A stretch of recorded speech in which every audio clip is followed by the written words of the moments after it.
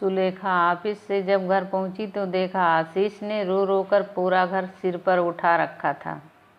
सुलेखा को देखते ही उसकी माँ ने राहत की सांस ली और आशीष को उसकी गोदी में पकड़ाते हुए बोली, नाक में दम कर रखा है इस लड़के ने।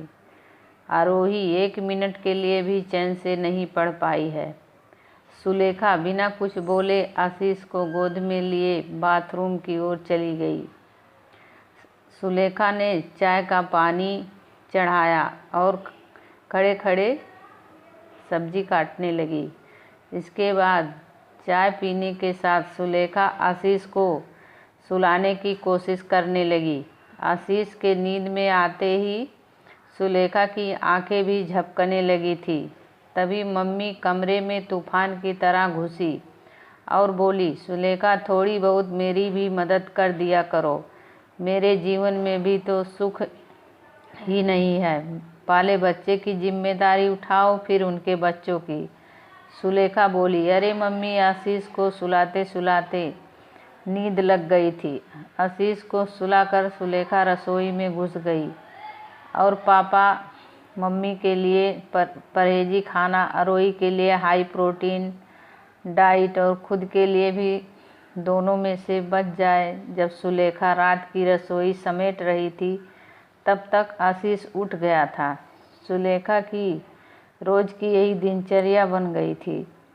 मुश्किल से 4 घंटे की नींद पूरी हो पाती है। सुलेखा ने आशीष के लिए दूध तैयार किया और फिर धीरे से अपने कमरे का दरवाज़ा बंद कर लिया था। अगर आशीष की जरा भी आवाज़ बाहर आती थी, सुबह मम्मी उस पर चिल्लाने लगती थी। सुलेखा की ज़िंदगी कुछ समय पहले तक बिल्कुल अलग थी। सुलेखा भी एकदम बेपरवाह, गेहूं जैसा रंग, मदमस्त मुस्कान और घुंघराले बाल। हर कोई कॉलेज और दफ्तर में सुलेखा का दीवाना था, मगर सुलेखा थी दीवानी अजय की। अजय उसके साथ ही इंजीनियरिंग कॉलेज में था। दोनों की गहरी दोस्ती होते प्यार में परिवर्तित हो गई थी। सुलेखा के मम्मी पापा अजय के घर गए थे और अजय के मम्मी पापा के तेवर देखकर उन्होंने सुलेखा को आभास करा दिया था, बेटा, ऐसा प्यार बहुत दिनों तक नहीं टिकता। हमारे यहाँ प्यार 2 लोगों के बीच नहीं बल्कि 2 परिवार के बीच होता है। हमारा और उनका परिवार काफ़ी अलग है। मगर उस समय तो सुलेखा को कुछ समझ में नहीं आया। सुलेखा को कुछ समझ में नहीं आ रहा था। लड़ झगड़ कर आखिरकार सुलेखा ने अपनी परिवार को मना ही लिया और अजय का परिवार भी बड़ी बेदली से तैयार हो गया था। जब सुलेखा और अजय हनीमून पर गए तो सुलेखा को अजय का व्यवहार अजीब सा लगा।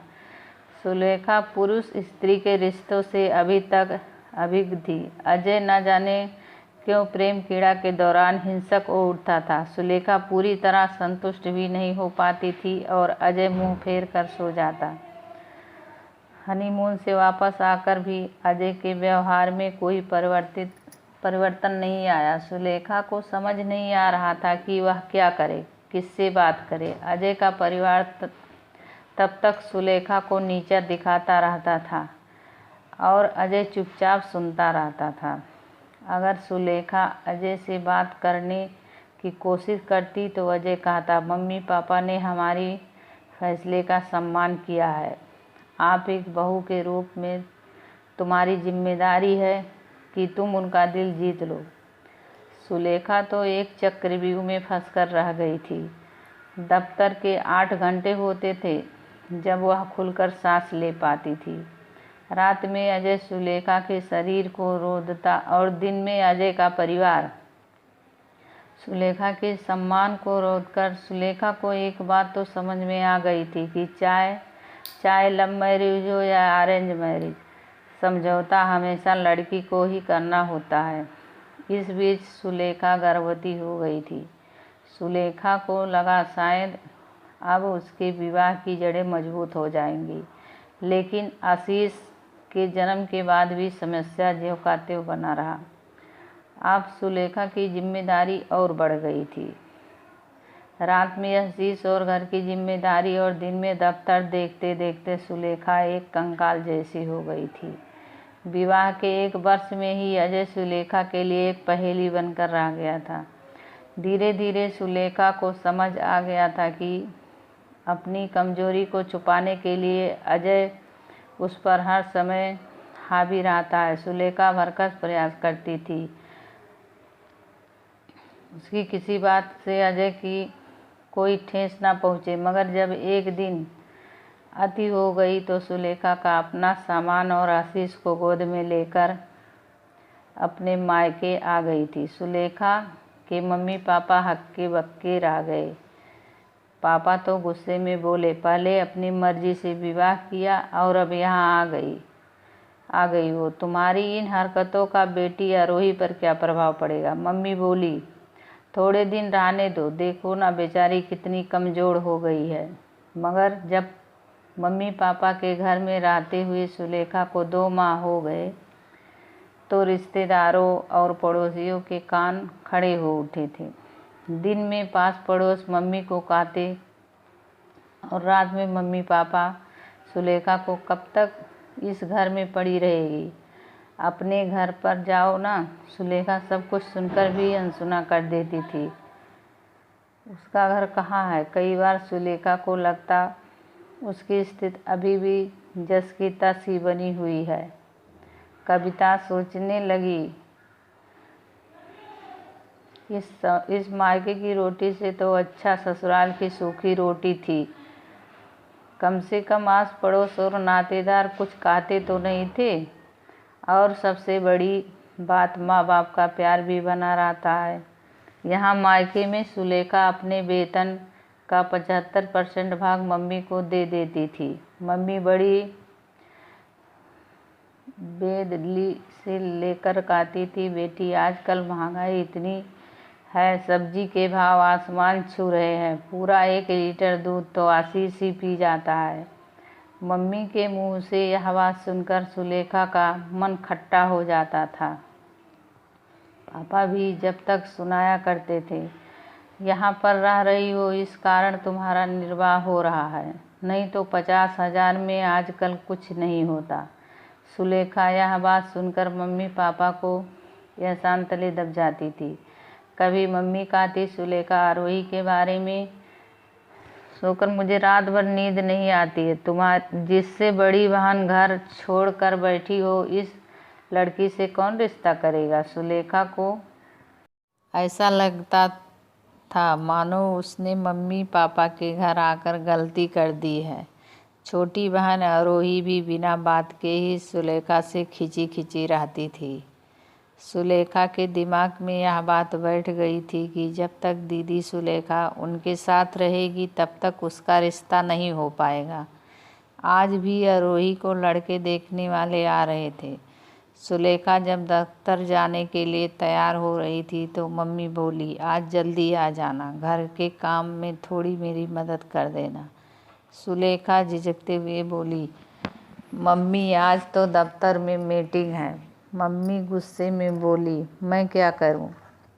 अकेले आशीष को संभालूं या मेहमानों को? सुलेखा बोली, मम्मी मैं आशीष को किसी सहेली के घर पर छोड़ दूंगी।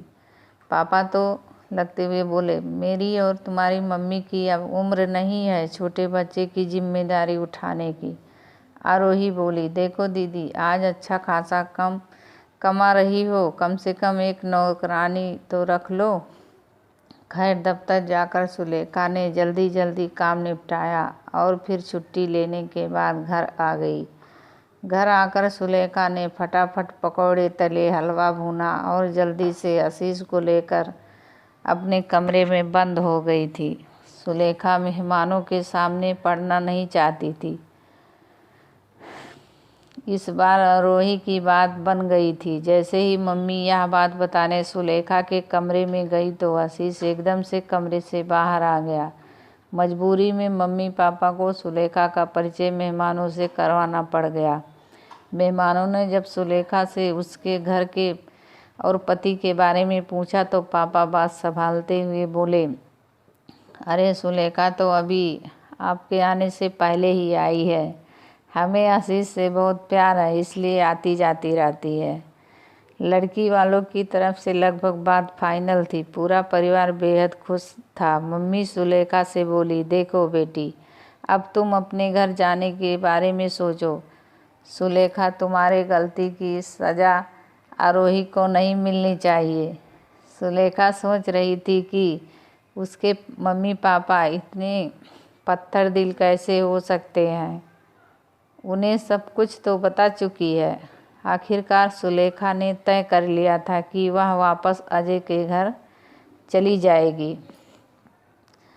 वह सुखी नहीं तो ना सही, कम से कम उसके कारण आरोही की ज़िंदगी में कोई समस्या नहीं होनी चाहिए। सुलेखा ने अपनी समस्या अपने सहकर्मी रीना को बताई। रीना बोली, अरे यार, तुम क्यों एक बैल की तरह इधर उधर सहारे की तलाश में घूम रही हो? तुम एक स्वतंत्र महिला हो, अपना और अपने बेटे का ख्याल खुद से रख सकती हो। सुलेखा बोली, रीना, मेरे पास अपना घर कहाँ है? वह घर मेरे पति का था और यह मेरे मम्मी पापा का। मैं कैसे आशीष को लेकर अकेली रह सकती हूँ? रीना हंसते हुए बोली, बेवकूफ़ लड़की, अपनी मर्जी से विवाह करना एक गलत फैसला हो सकता है, मगर यह कोई ऐसी गलती नहीं कि तुम्हें सज़ा मिले। इन सामाजिक रीतियों से बाहर निकलो, अपने आप को और अपना घर खुद बनाओ। वैसे रीना दफ्तर में एक चतुर महिला के रूप में जानी जाती थी, क्योंकि वह अपनी ज़िंदगी को अपने हिसाब से जीती थी। लेकिन ज़िंदगी के इस मुश्किल दौर में रीना ही थी जो सुलेखा की बेबसी को समझती थी और उनकी ढाल बनकर खड़ी हुई। सुलेखा को रीना से दोस्ती करने के बाद यह बात समझ में आ गई कि हर स्वतंत्र महिला को समाज में चतुर की संज्ञा दी जाती है। रीना की हिम्मत देने पर सुलेखा अपने बेटे को लेकर मम्मी पापा का घर छोड़ने का फैसला किया। रीना ने ही आगे बढ़कर सुलेखा को एक वकील से मिलवाया और सुलेखा अजय से अलग हो गई। रीना ने जब सुलेखा को उनके किराए के कमरे की चाबी पकड़ाई तो सुलेखा की आंखों में आंसू आ गए। रीना बोली, सुलेखा, कमरा भले ही किराए का है, पर इसे अपना घर बनाना अब तुम्हारी जिम्मेदारी है। जब सुलेखा ने अपना और आशीष का सामान बांध लिया तो मम्मी खुशी से बोली, बेटी, अच्छा है तुमने अपने घर जाने का फैसला कर लिया। सुलेखा मम्मी की बात सुनकर बोली, मम्मी, आप सच कह रही हो, मैंने अपने घर जाने का फैसला ले लिया है। कब तक मैं आपके या किसी और के सहारे अपनी ज़िंदगी गुजार लूँगी? अब आप लोगों को मेरे कारण कोई मुश्किल नहीं होगी। आशीष मेरी जिम्मेदारी है, इसलिए मैं खुद पूरा करूँगी। इतना कहते हुए सुलेखा आंखों में आंसू लिए बाहर निकल